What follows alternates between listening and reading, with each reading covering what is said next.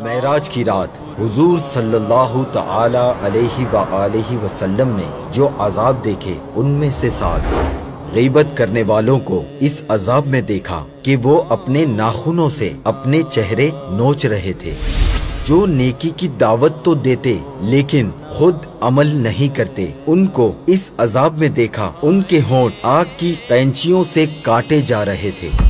زکوٰۃ نہ دینے والوں کو اس عذاب میں دیکھا کہ ان کے آگے پیچھے چیتھڑے لگے ہوئے تھے اور جہنم کا تھوہڑ ایلوا اور بدبودار گھاس جانوروں کی طرح کھا رہے تھے۔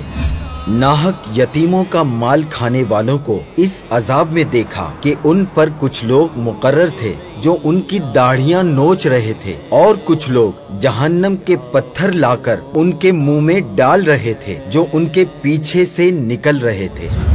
سود خور کو اس عذاب میں دیکھا کہ ان کے پیٹ مکانوں کی طرح تھے اور باہر سے ان کے پیٹوں میں چلتے پھرتے سانپ نظر آ رہے تھے۔ مسلمان کی عزتیں پامال کرنے والوں کو اس حال میں دیکھا کہ تانبے کے ناخنوں سے اپنے چہروں اور سینوں کو نوچ رہے تھے۔